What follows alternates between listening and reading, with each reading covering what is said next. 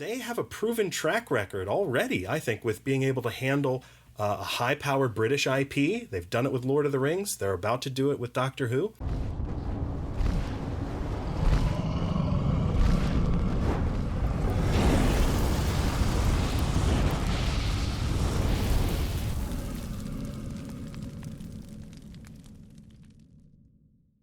Hello and welcome to Every Edition, your tabletop RPG talk show. I'm Jesse. I'm John. And today for our Loot the Body, we are looking at Kobold Press's Warlock Grimoire 2. Lots of stuff in there. It is jam-packed. It's dense. There's a lot of stuff going on. We're also going to be taking a look. Our random encounter today is Old School Essentials, a game we've talked about before on the show, but we're going to do a little bit deeper dive. And Jesse and I both rolled up characters, and we're going to give you our impressions of the game. It's interesting. I still don't really understand Thaco, and I'm really glad that this is my first experience with like old school stuff. Yeah, it's good. I'm anxious to hear your take on the OSR, your first kind of taste of it. So. And of course, we have our morale check where we look at news of the week and new things going on in the RPG world. But first, John, how you doing? I'm doing all right. I am 2 episodes away from being finished with Vox Machina. Okay. And it's awesome. It's really great. And I'm watching it. I'm watching it with my son, which he's a young teen. Okay. So it feels okay, right? And he's a big tabletop fan, a big Dungeons and Dragons fan, and so it's something that we're sharing together and watching together. And it's definitely, like, I kind of hesitated there for a second because it's definitely not a show for kids. Wildly inappropriate. Wildly inappropriate. Like, lots of cursing, lots of innuendo. But I think if you have a teenager, like, that's kind of your call. Sure. And, like, it's what's happening in the hobby right now. So I want him to experience it in real time, and it's really fun to share it with him. And this is my first exposure to the world of Critical Role, and I'm pretty impressed. Like, I get the hype. Yeah, I didn't listen to their first or second campaign, but I am semi caught up with the third one. Yeah. And I'm hoping that they do this with all of their campaigns. Oh, it'd be a fantastic cycle if they do it for the second one, and then for the new one that they're doing now, if they do a cartoon for each one, please. It's really good. It helps me visualize the characters too. Yeah. And they I don't know, the sound's great, the art's great. I'm still only after the first episode. I've not watched very much, but it seemed great, and everybody loves it. So. Yeah, well, I appreciate it. It's in 12 episodes. If I'm getting a whole season's worth of podcasts, very compressed. It's a good efficient, right? So I'm okay with that aspect of it too. But it's really good. It's really fun. I'm enjoying watching it with my son. So. Jesse, how are you doing? I'm doing great. I just got last week the digital copies of all of the things that I backed on Kickstarter for the Ouroboros 5th edition project made by Warchief Gaming. Awesome. So Warchief Gaming is led by Chris Metzen, who left Blizzard. He was doing all of their world building. He did all the world building and lore stuff for World of Warcraft and StarCraft and all that stuff. Okay. So he's like pretty well known for being really good at making worlds. And this is his first project as Warchief Gaming since then. Okay. And it seems like this world is pretty fleshed out. And I've started to take a look through the world book. It's very, very dense. There's a lot of things. It's like over 400 pages. Yeah. But from what I've read so far and like the maps and things, it's very fleshed out. It's very interesting. Cool. Definitely different than your typical sort of fantasy setting of Forgotten Realms, but still familiar enough that it's not like, you're jumping into a different sort of genre. Okay. It's super interesting, and I can't wait to get the physical book so we can show it off and talk about it on the podcast. But when's the physical book coming out? So I believe it should be here no later than May. Okay. I think it was estimated to be late March, early April-ish. And hopefully before the summer. Yeah, before summertime. Great. So far, no news of delays or anything like that, so that's super, super good. And I sometimes hesitate when backing things on Kickstarter because I'm like, I'm giving them my money a year or two in advance. Am I going to get the thing? Yeah. And at least I got the digital thing, so I'm like satisfied for now. So I'm hopeful. When for those of us that didn't back the Kickstarter for Ouroboros, when is it going to hit the store shelves? So mass market stores like hobby stores or Barnes & Noble and things like that should have access to that in October. So like early-ish, fourth quarter, right sort of before holidays. And then there's like the player's handbook, there's a world book, things like that. Very cool. All right, it's time for a morale check. So our morale checks are when we look at the news of the week and new things going on in the RPG space. And this time we have some pretty interesting things. Over on itch.io, there is a bundle of tabletop RPG stuff of 493 of them, to be exact. Yes.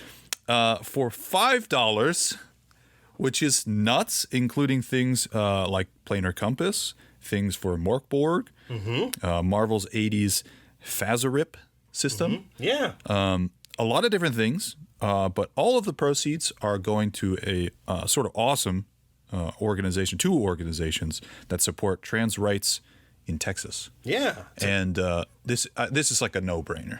Yeah. Absolute no-brainer. If you want to help support the organizations and if you want a ton of awesome RPG stuff. It's like $2,000 worth of RPG PDFs. Like, for $5. For $5. It's an absolute no-brainer. Yeah, it's good cause. So go check it out.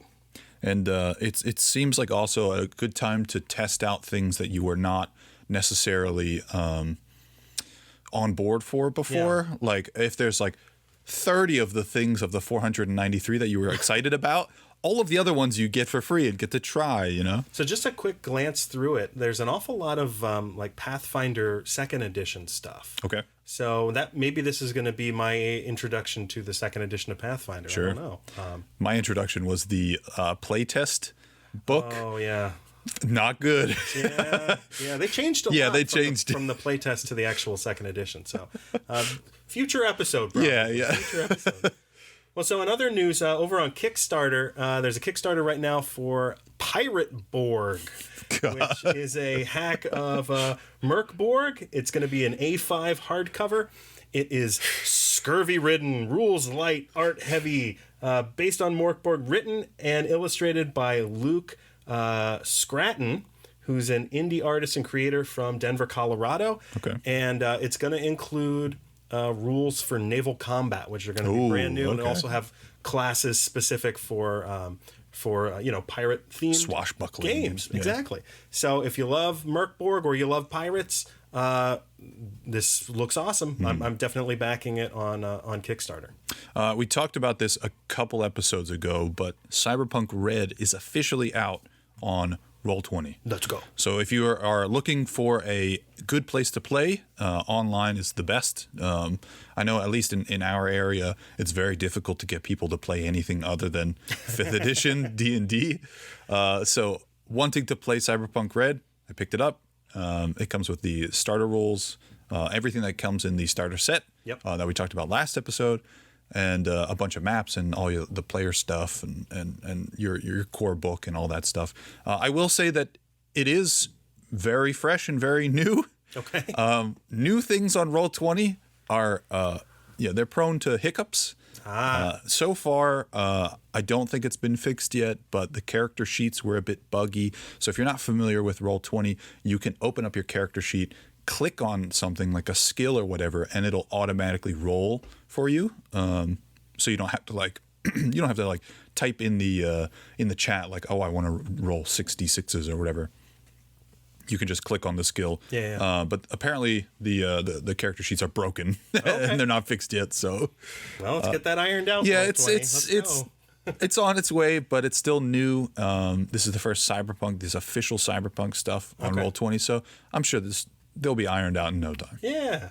Well, and finally, Cubicle 7, which is a British game and tabletop role-playing game company, they are releasing a 5th edition adaptation of Doctor Who. It's going to be called Doctors and Daleks. Oh, yeah. D&D, right? D&D. For Doctors and Daleks. This sounds cool to me. So Cubicle 7 already has a Doctor Who role-playing game.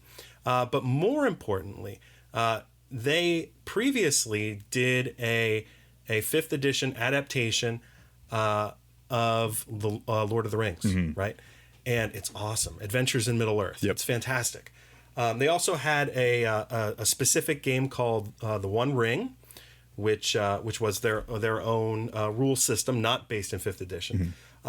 So they have a proven track record already, I think, with being able to handle a high-powered British IP. They've done it with Lord of the Rings. They're about to do it with Doctor Who, where they've had their own game, and then they've done a 5th edition conversion.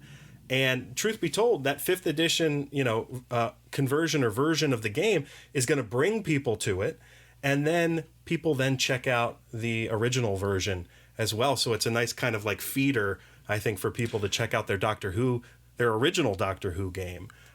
When you first brought this up, I was like, wait, so they're doing a 5th edition adaptation of a game that they already have the rights to and already have a system for. Yep. That makes no sense. And then I thought about it a little bit more. Like you've said, they've done it with Lord of the Rings. Yeah. They did the exact same thing. It was wildly successful. Yep. And it drove people to play the initial One Ring game. Yep. And I mean, I think more importantly, like Adventures in Middle Earth was fantastic. I still think it's probably the best 5th edition expansion or campaign setting or whatever you want to call it. It's unfortunately right now out of print, but I'm pretty sure Free League is going to be putting Adventures in Middle Earth back into print. They already put the One Ring back into print, and I think there's plans to do the 5th edition Adventures in Middle Earth. So, but back to Doctors and Daleks D&D. This got slammed online. Really? People saying like, hey, Doctor Who's not about combat, and Dungeons and Dragons is all about combat, and it was just this big mess.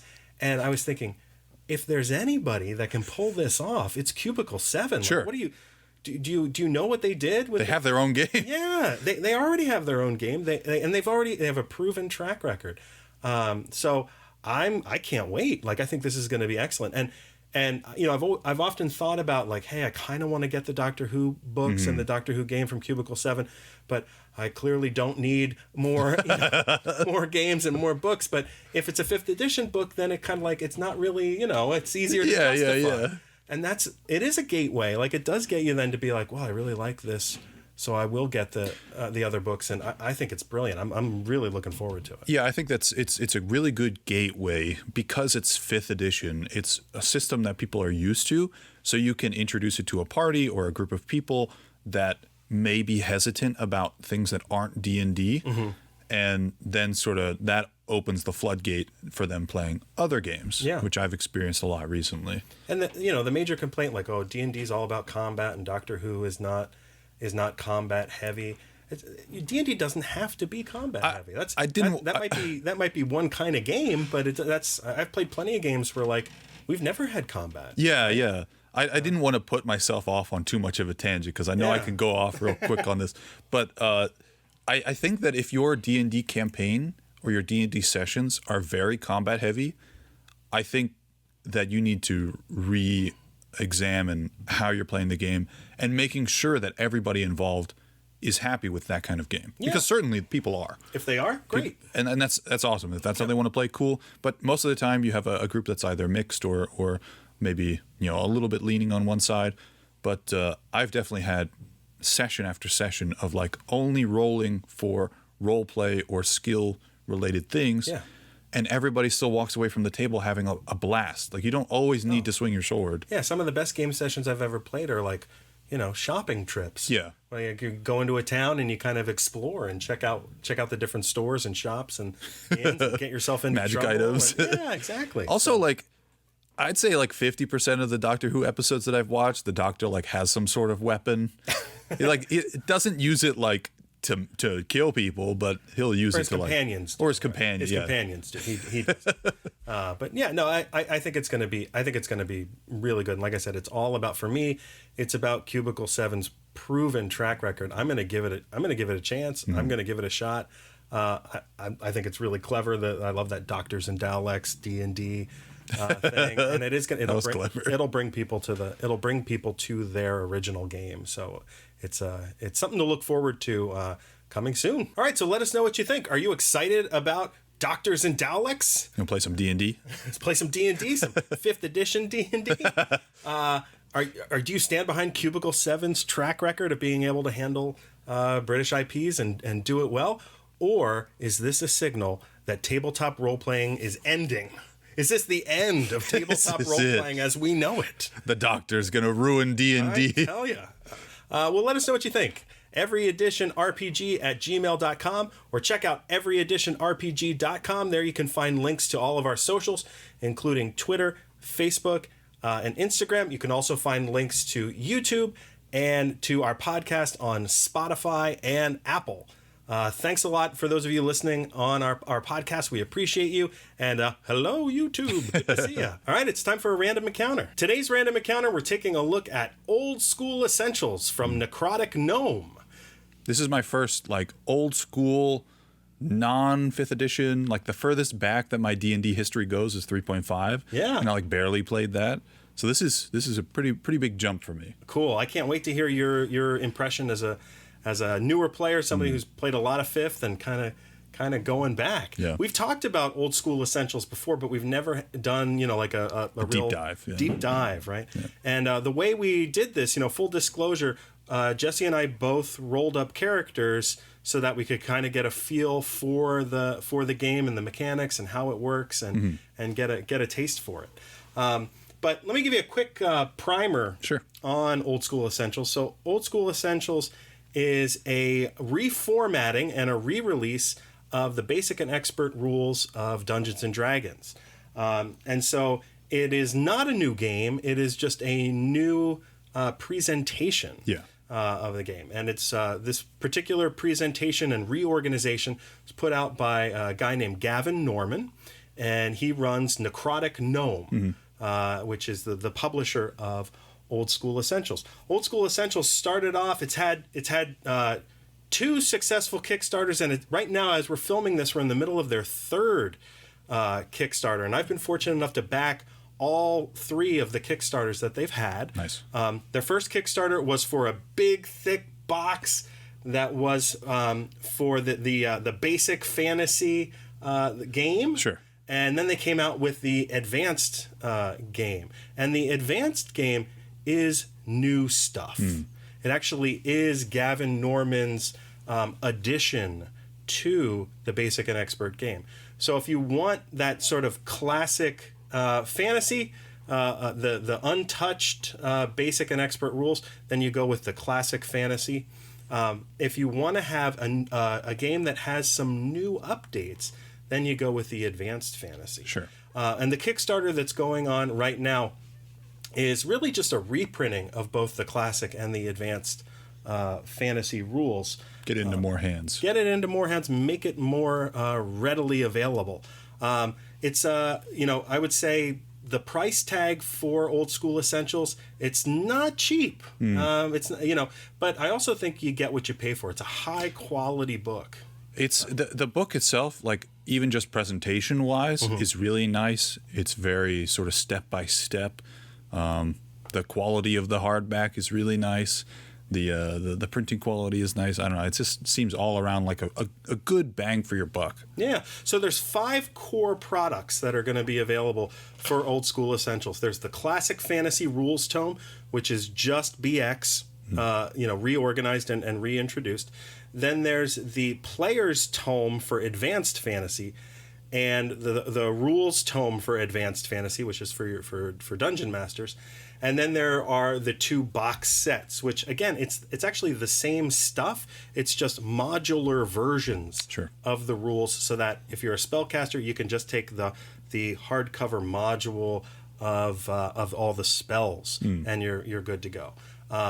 And so those are collected in 2 box sets, one for Classic Fantasy and one for Advanced Fantasy. So 5 total projects, 3 books and 2 box sets that are out for the game. We took a look at the Classic Fantasy Player's Rules Tome, which is actually an older book that they're going to be phasing out because it's just the player-facing part of BX, and they're going to just move forward with a rules tome for BX that has everything. But we were using the Classic Fantasy Player's Rules Tome, which is BX for players and just the player-facing stuff. So, Jesse, what first impression of an old-school Renaissance, of the OSR game, basic and expert D&D? Creating a character, immediately I felt handicapped. Oh, no. Like by choices and things like that. But I soon adjusted. Okay. Because going through a character sheet and going through the book, you pick your race, your class, whatever you want to do.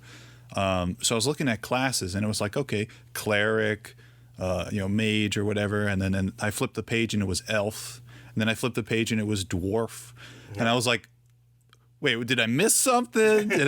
What happened here? Oh, they have their own stats, they have their own level up systems. Like, oh. And then I looked at the table of contents, and sure enough, dwarf and elf and all that are their own classes. Yeah. So that took me back, and I had to readjust how I thought about the game. Yep. Because I'm coming from a, Pathfinder 2, D&D 5th edition, whatever. Everything is super open, and you can do whatever you want. Yep. And now you're sort of, you're pigeonholed into very specific categories, and it was interesting to create a character from that point of view because, you do feel handicapped, but it makes you feel creative in other ways. Yeah. Like how I want to spend my gold. Mm-hmm. Typically in D&D, when I'm creating a character, I spend more time figuring out what my character looks like or whatever. Mm-hmm. I don't think about the equipment that they have and what they might use that equipment for. So I think for this game, I went into it focusing on all of the wrong things. So as soon as I readjusted how I thought about it, it felt a little bit more open, and I honestly like the aspect. I haven't run it yet, I haven't played it yet, but I like the aspect of being pigeonholed or sort of forced into very specific categories. Less is more. Yeah, exactly. I don't want to sound like too negative because I don't think that it's a negative thing. Yeah. I think it's just a different way to play the game that makes someone like me, a newer player, rethink what I like about a game and how I approach a game. That's interesting that you feel like it put more emphasis on equipment and shopping. That's definitely, I think, true of OSR games. It is more about sort of, doing what you can with what little you have, right? I'm thinking specifically a game like Merkborg, where one of the first things you do is roll your equipment. And that says more, about who you are in that particular game than just about anything, or really gives you that first glimpse of who your character is going to be. So I think you're right. I think it's true that it is.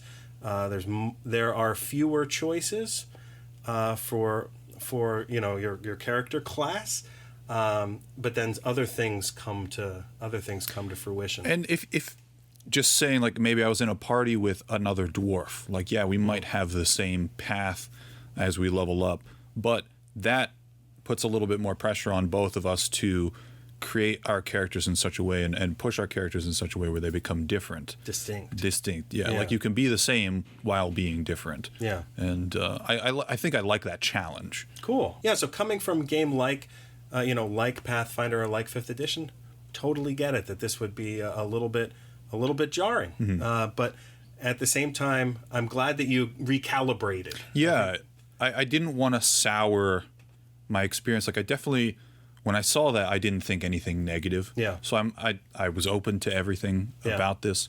And I think coming from a different game, this is still D&D, but it does feel like a different game. You still have to be open-minded. And I think the presentation of the book itself really lended itself well to that. Like, if I had a question about where something was, it was on the next page. And, going back to equipment and things like that, I was like really hoping, because we rolled all of our stuff, I was really hoping that I would roll high for gold. Yeah. And I feel like I did. So I had money to spend on interesting things that I think could flesh out my character a little bit more. Yeah. So I did get a little bit of that customization itch sort of out. Cool. Well, let's talk a little bit about the characters that we made in our experience of character creation. So I went with an elf. I'm a dwarf. There you go. Okay. Natural enemies, apparently. So, and one of the things I realized, so I did the 3d6 down the line, the way the old school method that you're supposed to use, and I realized you actually can in this game create a character that doesn't survive. Character creation. So, and mine almost didn't. So I ended up with a 5 in Constitution, which is a -2 hit points, right? Oh, -2 modifier, right? And then I rolled my, hit points. I rolled 3 hit points. So my character has 1 hit point. Now, if I would have rolled 2, the character would have died in character creation. Yeah. So I think right off the bat, I might house rule that you would want to do max HP for first level. Sure. Unless you want it to be okay that a character dies in character creation and you just start over. Like that happens in Dungeon Crawl Classics all the time when you're making 0 level characters. But so character death is possible in character creation in BX. So that was something I experienced. My 1 hit point elf. What do you got, Jesse? So I first want to talk about the character sheet itself. Oh, sure. It's very flowy, basically in tandem with the book. Mm-hmm. And I did the stats right down the row. I didn't have very much bad luck. My dexterity is 9, which is my lowest. Mm-hmm. I did do some... Lucky. Yeah. My dwarf is definitely more physical focused, so I in this game, you can change around your stats a little bit. Mm-hmm. You can take 2 points away from any of your strength, intelligence, or wisdom, and put a point into one of those. So you can sort of, adjust your rolls once they're set in stone. Mm-hmm. So I did pump my strength up and lower my intelligence a little bit. But overall, I think my character seems very balanced and will, in fact, survive cool. Character creation because my rolls were pretty good. So yeah, the one part of the game that I want to talk a little bit about, because I think it's probably the most different, or the most different from 5th edition. Yeah, I guess it's the exploration section. Sure. It's talking, listening at doors, opening stuck doors, finding secret doors, and find and remove traps. Now, neither of us made a thief. Correct. And if you make a thief, they have their own special skill sets that actually work on a 100 point. Oh. Where you're rolling a percentile die. Right? Sure. But what the exploration section does is it gives everybody, regardless whether they're a thief or not, gives everybody some access to some thief-like sort of stuff. Sure. Right? Which I think, makes some sense. Like finding a secret door. Well, anybody should be able to kind of do that. Just kind of poking around. Trying around. Or finding traps, that kind of stuff. And so this gives you a way to do it. The thing that's interesting about the exploration section is you're rolling a d6. Yeah, right? So I was confused at first by the blank in 6. Yeah. So that basically means your chances when rolling a d6 for doing whatever it is. Yep. So like my exploration for listening at doors is 2 and 6. So if you get a 1 or a 2, you succeed. Correct. Yep. Which seems, par for the course. I'm not a thief or anything like that. So my chances aren't going to be very high, but they're still going to exist. Mm-hmm. So, and they use the blank in 6 mechanic a couple of times around the game, and I really like that. Well, and that to me, and just pulling back the curtain, that is the part of the rules that are the most different from what you might be expecting if you're coming from 3rd edition or 5th edition or Pathfinder or something like that. It is that occasionally rolling a d6 and you got a 1 in 6 chance or a 2 in 6 chance to make something happen. The saving throws are the original sort of like expanded and specific saving throws of yore, right, with breath weapon and paralyzation, petrification, and that sort of stuff. Yeah, that was definitely like, coming from 5th edition, where everything is so D20 based and so dexterity check based, having a specific spot on the character sheet where you mark down, what it is you can save against when it comes to death or poison, instead of having to just, keep rolling with advantage or disadvantage or any of that jazz. Having it right on the character sheet is really nice. And it seems, like each of the different saving throws are different for different purposes. And there is, again, looking at the character sheet, if you're doing an ability check, you're rolling under or equal on a d20. And if you're doing a saving throw, you're rolling over or equal. So it's inconsistent. That was one of the things that like 3rd edition came along and did, was make sort of things consistent, that you're always trying to roll high. Sure. In Basic and Expert, in Old School Essentials, sometimes you're trying to roll high, sometimes you're trying to roll low, sometimes you're rolling a D20, sometimes you're rolling a D6. That is, if you like that flavor, it's not hard to learn. But if you're looking for, consistency like you have in 5th edition, it's not as elegant. Like, just to be frank. I could see, like, coming from a DM's perspective, there are definitely a lot of superstitious D&D players, and they're always like, yeah, every time I roll, I get a 1. And it's okay, well, maybe you want to play the system so that sometimes you do want to get a 1. Right. But sometimes you want a 20, yeah, whatever. So again, we have a game that focuses or has a need for hirelings. I think this is something that I'm growing ever increasingly interested in bringing into 5th edition. Thinking about when you tell your party, hey, you're going to go into a dungeon, do you want to bring everything you own with you? Most of the time they'll be like, yeah, sure, whatever. But then you realize how many weapons you have and how many bags you have and packs and things like that. Like, you're not going to be able to fight.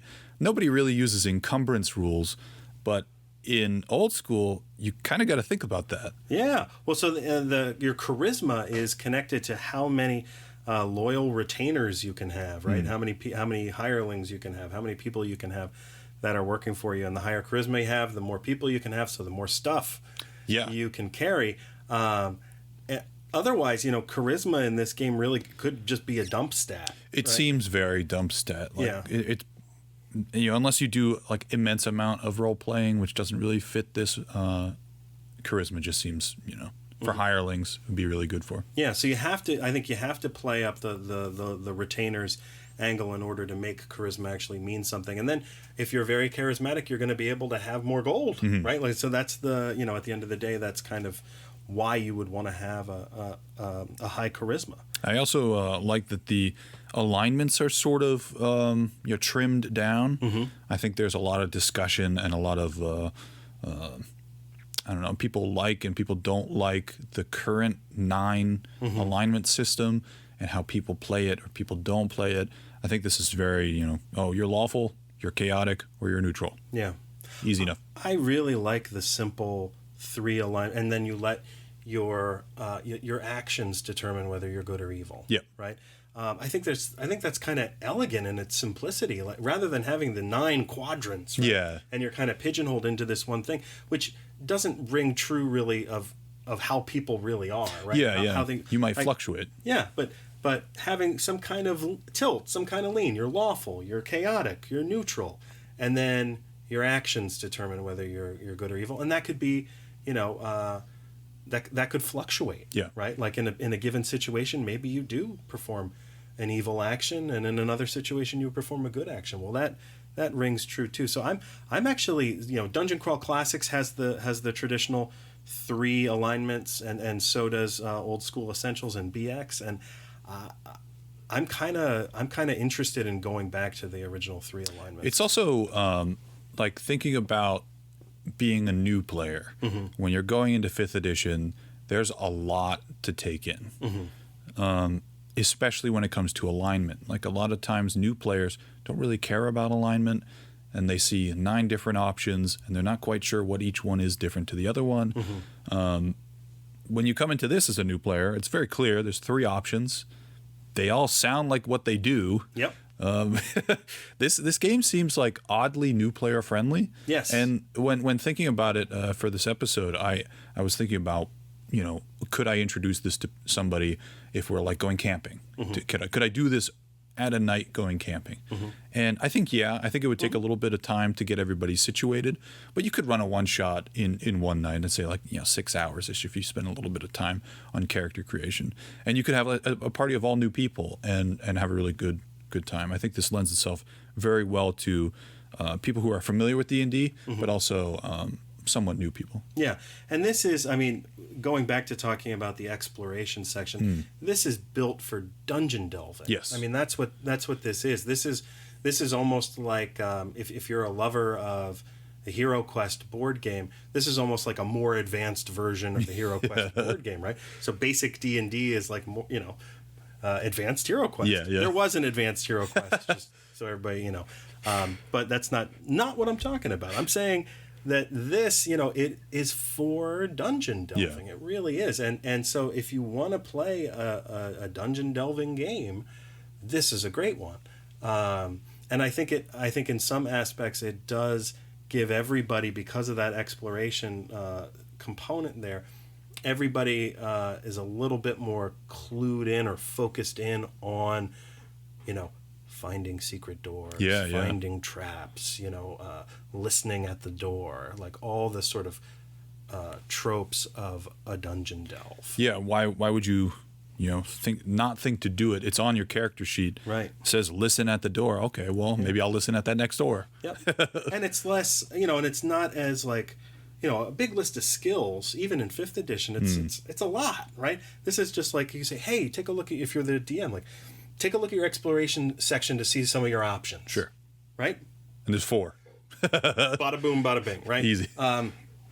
So it makes sense too. Like, obviously, the basic game was meant to be the starter set, right? The introduction to D&D. So the fact that you still feel like, hey, this is new player friendly, or this is a great way to introduce somebody to role playing. That's cool, because that means the game's holding up. That's what it was designed 40 years later. Yeah, it's wonderful. Final thoughts. We'll do some final thoughts here about Old School Essentials. I'm a fan. I really like Old School Essentials. I think it's done a great job bringing BX Dungeons & Dragons back into print and making it accessible and kind of showing you some of the things that are missing from more modern games. That they're actually, the OSR has something to offer. It's not just a bunch of people on a nostalgia trip. Yeah. It is a slightly different game, and I think if you kind of know where the game came from, you have a better appreciation for the things that are going well, and also an understanding of why some people might want to come back to older editions of Dungeons and Dragons. I think if I were to run a dungeon, just like say maybe a one-shot dungeon, for a group of people who really just want a dungeon delve, I would take them away from 5th edition and make them use Old School Essentials. It seems like it's very much for that. It's very easy for players even coming from 5th edition. As soon as you get over the fact that you don't have like the video game or board game sort of customization aspect, it's very simple. Maybe you'll have to do some research. I know I will on THAC0. It just trips me up every time. I don't know. So worth mentioning, because we didn't talk about it yet. Old School Essentials does offer you Ascending Armor Class. So you can use Descending Armor Class the classic way, or you can use Ascending Armor Class, which is what we all know and love from 3rd edition on. And so I actually did mine with Ascending Armor Class. I don't bother with Descending Armor Class anymore. So I'm thankful that Old School Essentials gives you both. Sure, just in case. So you can do whatever feels right for you and your group. Yep. And I like the customization options with your equipment. Basically, being a dwarf, I could pick up anything that I wanted. So I could be an axe user or a two-handed sword user or whatever. I didn't get a chance because I'm a dwarf to really get into spell casting. I was going more melee and things like that. So I would like to take a look at that, but par for the course, everything's like pretty simple. It's one character sheet, like one page. I do like that. Having 3 character sheets in D&D can be a lot, especially if you're taking notes too. I think overall, I'm excited about Old School Essentials. I'm excited to see what new stuff comes in the future. I do want to use this system in my own games, and I want to use this system to build on new things and new adventures and new classes maybe. We'll see where it goes. Cool. So let us know what you think about Old School Essentials. You've heard us talk about it in basically every episode that we've recorded. It's great. Now having a chance to sort of deep dive into the character creation, I definitely think that I'm going to play more of it. So drop us a line over at everyeditionrpg@gmail.com. You can also check out all of our socials at everyeditionrpg.com, where we have links to all of our Twitter, Facebook, Instagram, YouTube, podcasts on Spotify and Apple Podcasts. You can leave us a comment whether or not you think you'd play Old School Essentials, or if you're backing the Kickstarter that's currently going on right now. It's time to loot the body. For today's Loot the Body, we are looking at Kobold Press's Warlock Grimoire number 2. Ooh. This is a compilation of their zine for issues 10 through 19. This has a ton of lore and a ton of magic items, and it's great. It's great for DMs like me who just love to buy books and zines and things and pilfer from my own games. It's fantastic. It's a good read. These are rich for pilfering. It's great. Yeah. Most of the lore in it is pretty Midgard specific, but there are tons of nuggets that you can take from the Midgard lore or from the different articles and put them in your own game wherever it happens to be. Yeah. So my absolute favorite section of this particular volume of the Warlock Grimoire is the magic section. Sure. And there's an article in there on 11 staves of Midgard, right? So again, it's Midgard specific, but obviously you can just take whatever you want. Yeah, just replace the word Midgard. Yeah, and go to town. So it's basically the 11 staves in this book are sort of thematic bundles for spells. Okay. So there's like a crystal staff, there's a spider staff, there's a wind staff, there's a winter staff, and the power of the staff is to cast spells that are in keeping with the theme. Sure. Of the staff. Cold spells with the winter one. The winter one is cold spells, or the spider one lets you cast web and spider climb and all that kind of stuff, right? And you're Spider-Man. Spider-Man. But it's definitely one of those articles where it is pilfer friendly. Oh yeah. You just grab and go.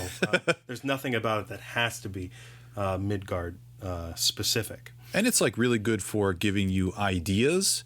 I know myself as a DM, when I read through like a monster book, like their Tome of Beasts or something like this for magic items or whatnot, I'll look to it as a guide for how a magic item should look or how a creature should be statted at this level or whatnot. So you could even use it as a base for your own thing. Yeah. One of the things also that struck me interesting about Midgard in specific, and this is something that I guess Kobold Press has been putting out for a while now, but they have a character option that is a white necromancer as opposed to a dark necromancer. Sure. And so they sort of have broken up necromancy into sort of two different schools, one that's sort of the traditional evil and one that's sort of this more focused on, I guess, life, or life affirming type of necromancy. And so I haven't explored this thoroughly yet. I just got enough of a taste of it to be like, oh, I'm curious about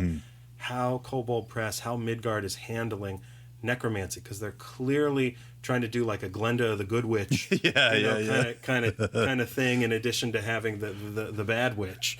And so I that's if you're somebody who's really versed in Midgard and you want to drop a comment or send us a note about what you know about white necromancers and dark necromancers, I'd appreciate it. It's definitely something that I'm going to be looking into in the future. And picking up this, I do want to pick up the first one. I don't have the first one, and I want to see where they sort of take it. I've tried to back a lot of their sort of bigger Kickstarters, and I know Kobold has done a lot of things with World Anvil, which I'm very happy to use, and I like supporting them. Yeah. I will say that this is a binge-worthy read. There's a lot of articles of things going on, a lot of things, magic items and spells and stuff that you can really sort of delve into. And to be fair, it's a good bathroom reader. It's even the size of some bathroom readers. Yeah. I've seen like Uncle John's bathroom reader, and they're this size book. So It fits right behind the toilet. It's easy to carry too. Like I sometimes carry around the Tome of Beast book. We had talked about that a couple episodes ago, and that thing is huge. Yeah, trying to have that for like 1 or 2 monsters is nuts. But bringing this around to a party or a campaign is a lot easier. Yeah, I think overall it presents very well. Yeah, and I guess if you fall in love with the Warlock Grimoire, this is these hardcover collections. The third one just came out. And they are a collection of the Patreon individual issues, right? So you can go ahead and jump on Patreon and get the individual issues one a month, and then they collect them as these are essentially an annual. Yeah, once a year-ish. And so, like I said, the third one just came out at the beginning of 2022, but we both had copies of the second one, and so we've been enjoying.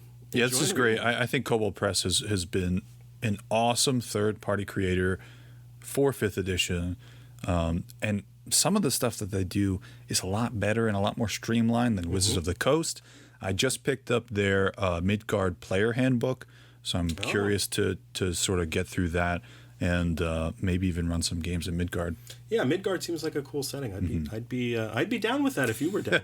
All right, well, thanks a lot, everybody. This has been another episode of Every Edition, the Tabletop RPG Talk Show. I'm Jon. I'm Jesse.